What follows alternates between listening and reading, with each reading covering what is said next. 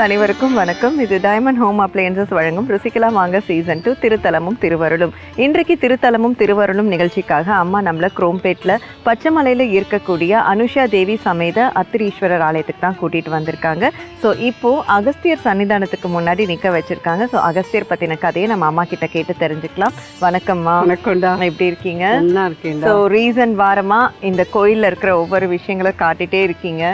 அகஸ்தியர் உண்மையிலேயே எனக்கு ரொம்ப பிடிக்கும். அது ஏன் தெரியாது. அகஸ்தியர் சொல்லாத விஷயங்கள் இல்லை. ஜோதிடமா அதுவும் சொல்லியிருக்கார், மருத்துவமா அதுவும் சொல்லியிருக்கார். அகஸ்தியர்கிட்டேருந்து அவர், அதாவது சப்த ரிஷிகள்ல முதன்மையான ரிஷி அப்படின்னு பார்த்தீங்கன்னா அகஸ்தியர் தான் முதல் ரிஷி. அகஸ்தியரை குருமுனின்னு சொல்லுவா, குடமுனின்னு சொல்லுவா. ஏன்னா அவர் குள்ளமா இருக்கிறதுனால அவரை இந்த மாதிரிலாம் சொல்லுவா. திரேதாயுகத்தில் ராமர் காட்டுக்கு போகிட்டு இது பண்ணிட்டு கடைசி ஒரு வருஷம் தான் இருக்கிறதே அகஸ்தியரோட அத்திரி மகரிஷியோட ஆசிரமத்துக்கும் போகிறார். அதுக்கப்புறமா அகஸ்தியரோட ஆசிரமத்துக்கும் போகிறார். அப்போ அகஸ்தியர் சொல்கிறார், இன்னும் ஒரு வருஷம்தான் இருக்கிறாமா, நீ அங்கே எங்கேன்னு போக வேண்டாம், இங்கேயே இருந்துரு அப்படின்னு சொல்கிறார். அதுக்கும் ராமர் எதுவுமே பதில் சொல்ல, பேசாமல் இருந்துடுறார். அப்புறம் நெக்ஸ்ட் டே இல்லை வேண்டாம், நீ கிளம்பிடு இங்கேருந்து அப்படிங்கிறார். அப்போது ராமருக்கும் புரிஞ்சுடுறது, நம்மளுடைய அவதார நோக்கம் என்னன்னு இவருக்கு தெரிஞ்சுடுத்து அப்படின்றத புரிஞ்சுக்கிறார். அப்போ ராமருக்கு அவர் பலவிதமான அஸ்திர சஸ்திரங்கள்லாம் கொடுக்குறார். அதாவது எடுக்க குறையாத அம்புரா துணி கொடுக்குறார், விஷ்ணு தனுசு கொடுக்குறார், அதுக்கப்புறம் மார்பு மேலே போட்டுக்கிற அந்த கவச்சம் கொடுக்குறார். இதெல்லாம் கொடுத்து உனக்கு இதெல்லாம் தேவைப்படும் வச்சுக்கோ அப்படின்னு சொல்லி கொடுக்குறார். அதுக்கப்புறமா அவர் வழக்கம் போல் சீத்தை எடுத்து காணா போய்ட்றா. அவளை தேடிண்டு லங்கைக்கு போகிறா. யுத்தம் நடக்கிறதே, யுத்தத்தில் நடுப்புற அகஸ்தியர் நடு யுத்தத்து களத்தில் அகஸ்தியர் ராமருக்கு ஆதித்ய ஹிருதயத்தை பற்றி சொல்கிறார். ஆதித்யன் அப்படின்னா சூரியன், சூரியனோட ஹிருதயத்தில் இருக்கக்கூடியவர் மகாவிஷ்ணு. ஸோ இந்த ஆதித்ய ஹிருதய சொல்கிறதுனால இந்த களத்தில் உனக்கு வெற்றி கிடைக்கும் அப்படின்னு சொல்கிறார். ஆனால் வெற்றி மட்டுமே இந்த ஆதித்ய ஹிருதயத்தில் இது கிடையாது. சூரியனை நம்ம ஞாயிற்றுக்கிழமைகளை கும்பிட்டு இந்த ஆதித்ய ஹிருதயத்தை சொல்லி சூரிய நமஸ்காரம் பண்ணினா கண்களுக்கு அவ்வளோ பெரிய நல்ல ஒரு இது. கண் நோய்கள் இருக்கிறதெல்லாம் இந்த ஆதித்ய ஹிருதயம் கேட்கறதுனால போகும், சூரிய நமஸ்காரம் பண்ணுறதுனால போகும். அந்த ஆதித்ய ஹிருதயத்தை நமக்கு கொடுத்தவர் இந்த அகஸ்தியர். ஸோ இது மாதிரி அவருடைய பெருமைகளை சொல்லிகிட்டே போகலாம். இதில் ஒரு கதை ஒன்று சொல்கிறேன். இவர் ஒரு தடவை ஒரு நாட்டுக்கு வர்றார். அங்கே வல்லவன் வாதாபின்னு 2 ராட்சஸா இருக்கா. அவள் எல்லா முனிவர்களையும் விருந்துக்கு கூப்பிடுவா. அது வாதாப்பியை வெட்டி சமைச்சு கறியாக சமைச்சு அவளுக்கு சாப்பாடு போட்டுருவா. இந்த வல்லவன் பரிமாறுவான். பரிமாறினது இந்த முனிவர்கள்லாம் சாப்பிட்டுடுவா. சாப்பிட்டு முடிச்சதுக்கப்புறம் வாதாபி வா அப்படின்னு கூப்பிட்டதும் பயத்தை கிழிச்சுன்னு வந்துடுவான். இந்த முனிவர்கள்லாம் இறந்து போயிடுவா. இது அவளுக்கு ஒரு பெரிய வழக்கமான ஒரு சந்தோஷத்தை தரக்கூடிய இதுவாக வச்சுட்டுருக்கா. இதை பார்த்துட்டு நிறைய பேர் அகஸ்தியத்தை கம்ப்ளைண்ட் பண்ணுவா, எங்களெல்லாம் காப்பாற்றுங்கோ, இந்த மாதிரி பண்ணுறான் அப்படின்னு சொல்லி நிறைய முனிவர்கள் கேட்பான். அவ்வளோதானே, நான் பார்த்துக்கிறேன் அப்படின்னு சொல்லிட்டு இவ கண்ணில் படுற மாதிரி அவர் நடந்து வருவார். அப்போது இவர் அகஸ்தியரை கூட்டின்னு போய் நம்ம சாப்பிட வச்சு அவரை நம்ம கொன்று அதுலேருந்து நம்ம சாப்பிட்டோன்னா நல்ல குள்ள முனி நல்ல குண்டா கொழுன்னு இருக்கார், நமக்கு நிறைய கிடைக்குண்டா அப்படின்னு சொல்லிட்டு 2 பேருமா போய் கூப்பிடுவா. சரி வரேன், நான் போய் ஸ்நானம்லாம் பண்ணிவிட்டு அதுக்கப்புறம் வரேன், நீங்கள் சாப்பாடு ரெடி பண்ணி வைங்கோ அப்படின்னு சொல்லுவேன். வாதாபிக்கான வரமே அதுதான். அவனை இந்த மாதிரி யாரானு கொன்னுட்டாலோ இல்லை சாப்பிட்டுட்டாலோ அவனை வான்னு சொல்லி கூப்பிட்டா திருப்பி உயிர் பெற்று வர்றது தான் அவனுடைய ஒரு வரமே. ஸோ வாதாப்பியை நல்லா சமைச்சு இவன் ரெடி பண்ணி வச்சுருவான். அகஸ்தியர் வருவார், கை காலெலாம் அலம்பிட்டு சாப்பிட வருவார். இவனும் நல்ல வல்லவன் எல்லாத்தையும் பரமாறுவான். இவரும் சாப்பிட்டுடுவார். சாப்பிட்டு முடிச்சதுக்கப்புறமா வாதாப்பி வா அப்படின்னு கூப்பிடுவான். இவர் நல்ல வயத்தை தடவிட்டு வாதாப்பி ஜீர்ணாமி அப்படின்னு திருப்பி வாதாப்பி ஜீர்ணாமியா இல்லை வாதாப்பி வா அப்படின்னு திருப்பி கூப்பிடுவான். வாதாப்பி உள்ளேயே ஜீர்ணம் பண்ணிவிடுவார் அவர். ஸோ ராட்சசாலை இந்த மாதிரி அழிக்கணுன்ற இதில் அவர் சாப்பிட்டுட்டு அதுக்கப்புறமா அவர் சொல்லுவார், இதை கெடுதலை அழிக்கணும் அப்படின்றது தான் என்னுடைய நோக்கமே வழியே, யாரையும் இந்த மாதிரி துன்புறுத்தணுன்றது இல்லை. நீங்கள் எத்தனை பேர் இந்த மாதிரி துன்புறுத்திருக்கேன், உங்களுக்கு ஒரு பாடம் புகட்டுறதுக்கு தான் அது பண்ணினேன். நான் வாத்தாப்பியை வேறு மாதிரி எடுத்து தரேன்னு சொல்லிட்டு வேறு மாதிரி எடுத்து தருவேன். அதுக்கப்புறம் மன்னிப்பு கேட்டுட்டு அவங்க 2 பேரும் நல்லபடியாக இருப்பாங்க.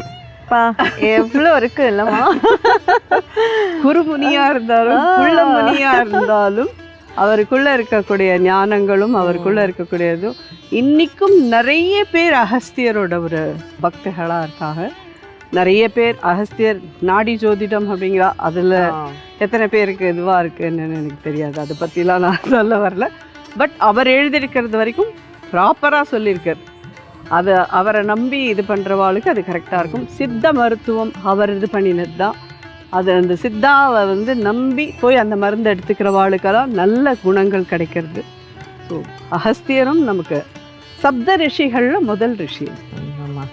ஸோ அதுதான் இப்போ அங்கே கூட சொல்லிட்டு இருந்தாங்கல்ல, இது ஃபுல்லாகவே மூலிகை இருக்கு. அதே மாதிரி இவர் தான் அதுக்கெல்லாம் தலை சிறந்த முதல்வானவர். ஸோ அழகாக என்ட்ரன்ஸ்லேயே இருக்காரு ஜம்முன்னு. ஓகே விவா, ஸோ அம்மா வந்து அகஸ்தியர் பற்றி ரொம்ப இன்ட்ரெஸ்டிங்கான ஒரு கதை வந்து சொன்னாங்க. அண்ட் அகஸ்தியர் நல்லா அழகாக இருந்தாங்க. குள்ளமுனி குடமுனி இதெல்லாம் சொல்றதுக்கு தகுந்த மாதிரி அழகா ஜம்முன்னு ரவுண்டா இருந்தார் என்ன மாதிரி. இப்போ அதான் சொல்லறதுக்கு இருந்தேன் என்ன மாதிரி. ஸோ அவருக்கு ரொம்ப விசேஷம் என்னன்னு கேட்டீங்கன்னா திணை அரிசி பொங்கல்.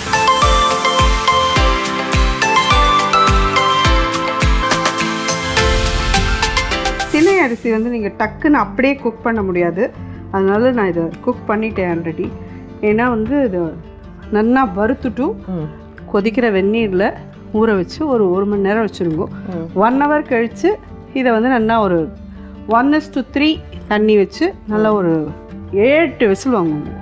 ஏன்னா மில்லட்ஸ் எல்லாமே நிறைய விசில் வாங்கினீங்கன்னா தான் நல்லாயிருக்கும். இதோட கூட நான் என்ன பண்ணேன்னா ஒரு கப்பு மில்லட்னா 1/4 கப்பு கிட்டக்கு பைத்தம்பருப்பு போட்டு பண்ணியிருக்கேன். ஸோ இதுக்கு வெல்லம் எடுத்துக்கலாம்ப்பா. 2 பங்கு வெல்லம் எடுத்துக்கிறேன்.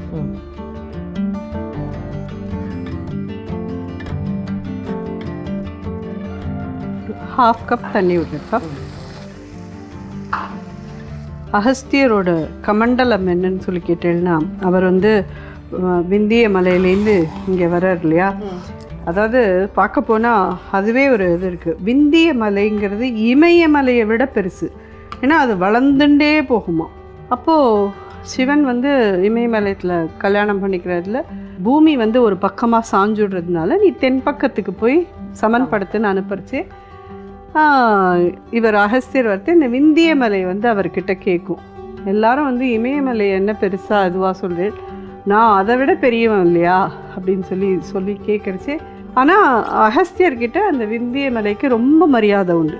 அதனால் பணியோடு குனிஞ்சு கேட்குறது. அப்படியா, நீ இப்படியே இரு, உங்கள் பஞ்சாயத்தை நான் தெற்கு பக்கம் போயிட்டு வந்து தீட்டு வைக்கிறேன் அப்படின்னு சொல்லிட்டு அவர் போவார். திரும்பி வரைச்சே அவர் வந்து அந்த பக்கமாக வராத அப்படின்னு சுற்றிட்டு பூரி அந்த வழியாக அப்படி வந்து இமயமலைக்கு போவார். ஸோ அதனால் விந்திய மலை அதோடு அப்படியே பணிஞ்ச வண்ணம் அப்படியே இருந்துருக்கு அப்படின்னு சொல்லுவாள். அதே மாதிரி அவர் அங்கேருந்து கிளம்பி வரைச்சி சிவனுக்கு வந்து பூஜை பண்ணுறதுக்கு அபிஷேகம் பண்ணுறதுக்குன்னு தன்னோட கமண்டலத்தில் கங்கையை கொண்டு வருவார். ஸோ அதுவுமே அவர் ஜபம் பண்ணி சந்தி பண்ணிவிட்டு ஜபம் பண்ணிவிட்டு இதில் உட்காந்துட்டுருப்பார். அப்போது காக்கா வந்து இதை எப்படியாவது கொட்டி இங்கே அந்த கங்கை ஓடணும் அப்படின்னு விநாயகர் நினைப்பார். ஸோ அப்போது காக்கா ரூபம் எடுத்து நின்று இந்த கமண்டலத்தை தட்டி விடுவார். அதுலேருந்து ஓடுறது தான் காவேரி. இதுக்குள்ளே கதைக்குள்ள நிறைய இருக்குது. இன்னும் அதை தவிர அவர் வந்து எப்படி சித்த மருத்துவத்தை எழுதினர் அப்படிங்கிறதுலாம் இருக்குது. அதே மாதிரி முருகக்கடவுளை பற்றி தமிழ் கடவுள், அதனால தான் இவரையுமே தமிழ் முனிவர் அப்படின்னே சொல்லுவாள் எல்லாரும். தமிழை ரொம்ப விசேஷமாக உயர்த்தி காமிச்சது அகஸ்தியர் தான். அகஸ்தியரை பற்றி வெறும் நாடி ஜோதிடம் மட்டும்தான் அப்படின்னு எல்லாரும் நினச்சிக்காதீங்க. அதை தாண்டி அவர் தமிழுக்கோசரம் என்னெல்லாமோ பண்ணியிருக்கு. அதே மாதிரி தமிழை அவருக்கு கற்றுக் கொடுத்ததே சிவபெருமான் தான். அதுக்கு குரு, அகஸ்தியருக்கு குரு, தமிழ் கற்றுக் கொடுத்த குரு வந்து சிவபெருமான். ஸோ ஸோ சிவன்கிட்டேருந்தே வந்த மொழி நம்மளுடைய தமிழ். தமிழுக்கு அமுதென்றும் பேர் அப்படின்றதுல வந்து தப்பே இல்லை. ஏன்னா அது சுவாமியாக நமக்கு சம்ஸ்கிருதம் கண்டிப்பாக அது தேவ பாஷை இல்லைன்னு சொல்லலை. ஆனால் தமிழ் தேவர்களால் கொடுக்கப்பட்ட பாஷை.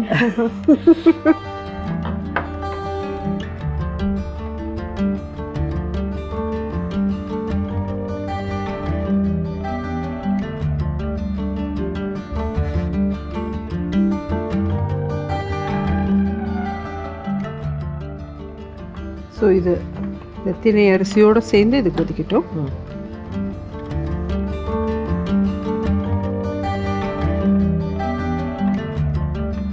ஸோ உங்களுக்கு ஃபஸ்ட்டை விட இப்போ இந்த கதையெல்லாம் சொல்கிறது இன்னும் இன்ட்ரெஸ்டிங்காக இருக்குல்லம்மா. ஆனால் இதில் என்ன ஒரு இதுன்னா, நிஜமாலுமே சொல்கிறேன், நமக்கு வயசாகிடுத்து இனிமேல் எதுவுமே நமக்கு இது இல்லை அப்படிங்கிறது இது இல்லாத புதுசாக கதைகள்.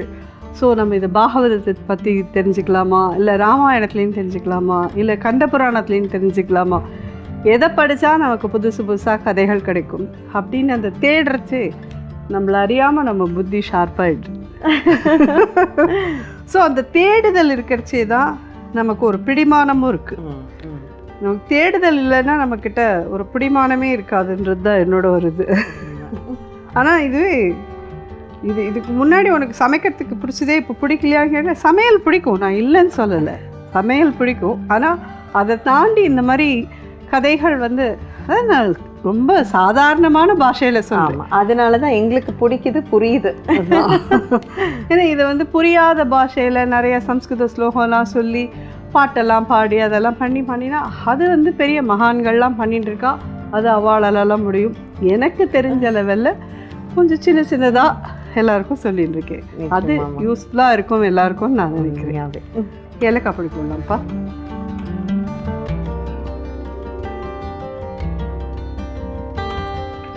நான் ரெகுலராக இருக்கிற அந்த சமையல் இதை விட இது என்னைக்கு ஆமாம் அப்படிங்கிறத கேட்கவே கேட்க அதோட கதை சொல்லி அதுலேயும் டைவர்ட் ஆகாமல் அப்படியே சமைக்கிறதும் ஒரு இல்லை. அது வந்து சொல்லணும்னா புதியுகம் வளர்த்து கொடுத்த கலை தான் அது.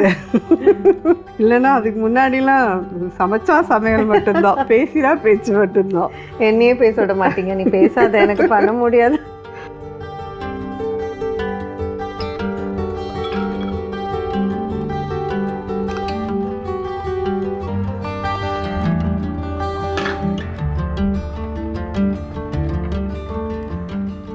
சக்கரை பொங்கல்லையே 2 ஸ்பூன் நெய் விடலாம்.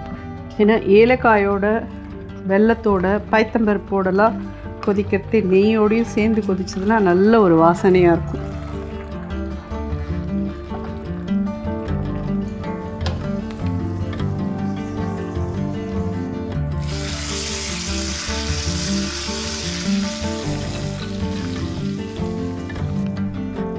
சின்ன பீஸ்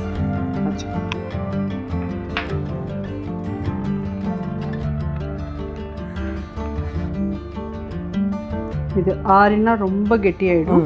கொதிக்க இருக்கு, பார்க்கறச்சே பாயசம் கன்சிஸ்டன்சியில் இருக்கிற மாதிரி இருக்கும்.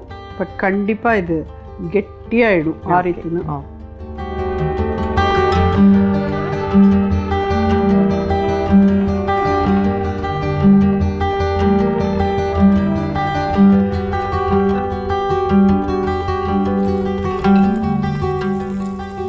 அகஸ்தியரோட பிரசாதம். தேங்க்யூம்மா. திணை சர்க்கரை பொங்கல்ப்பா. ஸோ அகஸ்தியர் பார்க்கவும் அழகாக இருந்தது, அம்மா சொன்ன கதையும் ரொம்ப ரொம்ப அழகாக இருந்தது. இப்போ இந்த பிரசாதம் எப்படி இருக்குன்னு பார்க்கலாம்.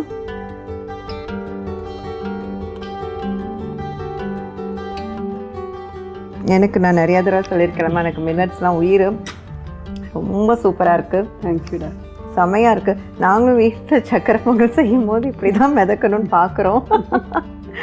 ஆனால் அது நீங்கள் செய்கிறது, எப்போவுமே நீங்கள் செய்கிறது ஒரு தனி ட்ரேட்மார்க்மா, சிக்னேச்சர். ஸோ ரொம்ப ரொம்ப டேஸ்ட்டாக இருக்குது. உண்மையிலேயே நீ கதை வந்து எனக்கு ரொம்ப பிடிச்சதுமா. Thank you so much. Hi chef. Hi. How you doing? Super. Okay. So இன்னைக்கு இந்த டிஷ்ஷஸ் இதெல்லாம் பார்க்கும்போது ஒரு ஸ்வீட்டு தான் பண்ண போகிறீங்க. கண்டிப்பாக. ஆனால் அது என்ன ஸ்வீட்டு? ஸோ சுருள் போலின்னு ஒன்று பண்ண போகிறோம். ரெகுலராக போலி சாப்பிட்ருப்பீங்க. சுருள் போலினா நம்ம ஸ்ப்ரிங் ரோல் மாதிரி ரோல் பண்ணி பண்ண போகிறோம். ஓகே, பேசிக்காக டோ பண்ணுவாங்க. நம்ம இன்றைக்கி வித்தியாசமாக தோசை மாதிரி சின்னதாக ஒரு பேன் கேக் மாதிரி ஒன்று பண்ண போகிறோம். அதுக்கு ஃபஸ்ட்டு ரீஃபைன் ஃப்ளார் மைதா மாவு தேவை, ஸோ இது மைதால பண்ணாதான் கரெக்டாக இருக்கும். ஆமாம். ஸோ மைதா கூட அதை ஃப்ளேவர் பண்ணுறதுக்காக கொஞ்சமாக ஏலக்காய் தூள் போட போகிறோம். அது கூட கொஞ்சமாக சுக்கு பவுடர், ட்ரை ஜிஞ்சர் பவுடர் கொஞ்சம் ஆட் பண்ண போகிறோம். அது கூட கொஞ்சமாக நெய். ரொம்ப இஷ்டம்தான், ஸ்வீட் பிடிக்காத மனிதர்களே இருக்க மாட்டாங்க. கொஞ்சம் நெய் ஆட் பண்ணிவிட்டு இது கூட தண்ணி ஊற்றி மிக்ஸ் பண்ண போகிறோம். பேட்டராக கன்வெர்ட் பண்ண போகிறோம்.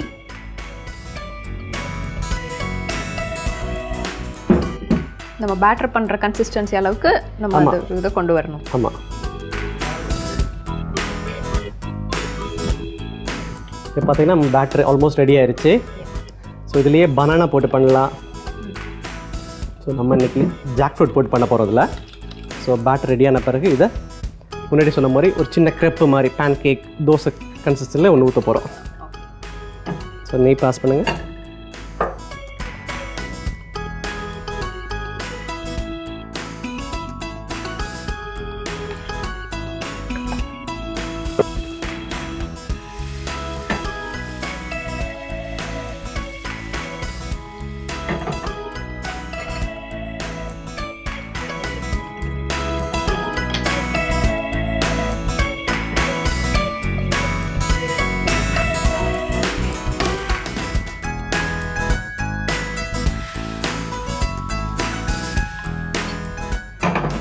ரொம்ப ஒரு தின் லேயர்டாக நமக்கு இருக்கணும். ஆமாம்.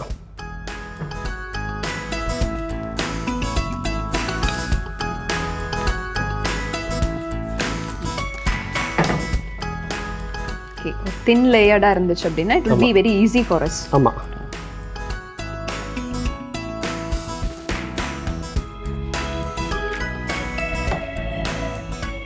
அடுத்து என்ன பண்ண போகிறோம்? ஸோ இப்போ மிக்சர் ரெடி பண்ண போகிறோம். பவுல் பாஸ் பண்ணுங்கள். ஸோ ஃபஸ்ட்டு இதுக்கு பூர்ணத்துக்கு கோகோனட் கிரேட்டட் ஆட் பண்ண போகிறோம். தேங்காய் கொஞ்சம். இது எவ்வளோ கிராம்ஸ் நம்ம எடுத்துக்கணும்? இந்த 3 பீஸ் பண்ணுறதுக்கு ஆல்மோஸ்ட் ஒரு 75 to 100 கிராம்ஸ் வந்தாலே போதும். இது கூட நம்ம secret ingredient jackfruit. Secret and also main ingredient. ஆமாம். எல்லாப்பெல்லாம் ஆட் பண்ணியிருக்கோம். இந்த ஸ்வீட்னஸ் இன்க்ரீஸ் பண்ணுறதுக்காக கொஞ்சம் வெல்லம் ஆட் பண்ண போகிறோம். மிக்சர் ஆஃப் ஜாகரி ஆட் பண்ணிட்டோம். இன்னும் என்ஹான்ஸ் பண்ணுறதுக்கு ஏலக்காய் தூள் ஆட் பண்ண போகிறோம். கொஞ்சமாக சுக்கு தூள், ட்ரை ஜிஞ்சர் பவுடர். இது நல்லா பைண்ட் பண்ணுறதுக்காக நம்ம உடச்ச கடலை இருக்குது, பவுடர் பண்ணி வச்சுருக்கோம், அதை ஆட் பண்ணுறோம். இந்த பூர்ணத்தை நல்லா மிக்ஸ் பண்ணுறோம். மிக்ஸ் பண்ணிவிட்டு நம்ம ஆல்ரெடி பண்ணி வச்சுருக்க க்ரெப்போட உள்ள ஸ்டஃப் பண்ணிவிட்டு டீப் ஃப்ரை பண்ண போகிறோம். இதுதான் ப்ரொசீஜர். இப்போ நம்ம பூரம் ரெடி ஆயிடுச்சு. ஸோ நம்ம ஜாக் ஃப்ரூட் போட்டிருக்கோம், வெல்லம் போட்டிருக்கோம், நாட்டு சக்கரை கொஞ்சம் போட்டிருக்கோம், சுக்கு போட்டிருக்கோம், ஏலக்காய் தூள்லாம் போட்டு நல்ல ஒரு பூர்ணம் மிக்சர் ரெடி பண்ணியிருக்கோம். நம்ம ஏற்கனவே பண்ணி வச்சுருக்க தோசை க்ரெப் இதை எடுத்துக்கிறோம். இந்த ஃபோல்டிங் டெக்னிக் தான் ரொம்ப இம்பார்ட்டன்ட் இதில். ஓகே, ஆல்ரெடி அது வேறு தின் லேயராக இருக்கு. ரொம்ப கவனமாக தான் ஃபோல்ட் பண்ணணும். அதுக்கு ஒரு மைன்யூட் டிப்ஸ் சொல்லி தரேன். ஸோ நார்மலாக என்ன பண்ணுவாங்க, வீட்டில் அப்படியே ஒரு ஃபோல்ட் பண்ணிடுவாங்க. ஸோ இந்த ஸ்டஃபிங் வெளியே வராமல் இருக்கிறத ஃபஸ்ட்டு நம்ம என்ன பண்ணுறோன்னா இந்த பக்கம் ஃபோல்ட் பண்ணுறோம். ஒன்ஸ் இது மாதிரி ஃபோல்ட் பண்ண பிறகு தென் ஒரு டைட் ஃபோல்ட் கொடுக்குறோம். டைட் ஃபோல்ட் கொடுத்துட்டு இது ஓப்பன் ஆகாமல் இருக்கிறதுக்காக நம்ம ஆல்ரெடி பண்ணி வச்சுருக்க பேட்டரோட மிக்சர் இருக்குல்ல, அதை எடுத்து லைட்டாக பேஸ்ட் அப்ளை பண்ணுறோம். அது மேலே அப்படியே it will stick each other. So கடைசியாக பார்த்தீங்கன்னா நம்மளோட நேமோட டிஷ்ஷோட நேமும் ஜஸ்டிஃபை பண்ண மாதிரி ஆயிடும். சுருள் போலி மாதிரி ஆயிடும் கரெக்டாக. இப்போ நம்ம சுருள் போலி ரெடி ஆயிடுச்சு. ஸோ இப்போ நம்ம டீப் ஃப்ரை பண்ண போகிறோம் இதை. அதுக்கப்புறம் பர்ஃபெக்டாக ரெடி ஆகிடும். ஆமாம், கரெக்ட்.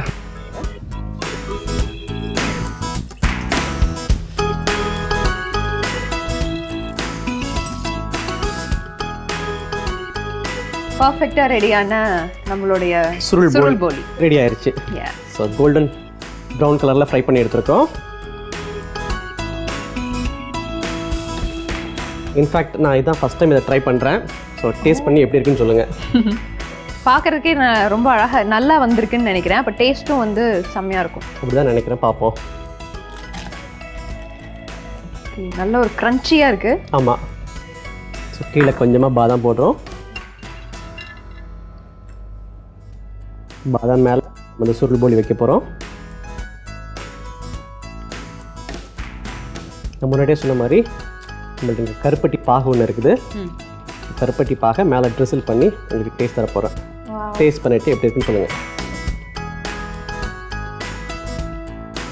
ஸோ பலாப்பழம் சுருள் போலி பார்க்கறதுக்கே ரொம்ப ப்ரிட்டி அண்ட் பியூட்டிஃபுல்லாக இருக்குது. இதை டெஃபினட்டாக டேஸ்ட் பண்ணிவிட்டு எப்படி இருக்குன்னு நான் சொல்கிறேன்.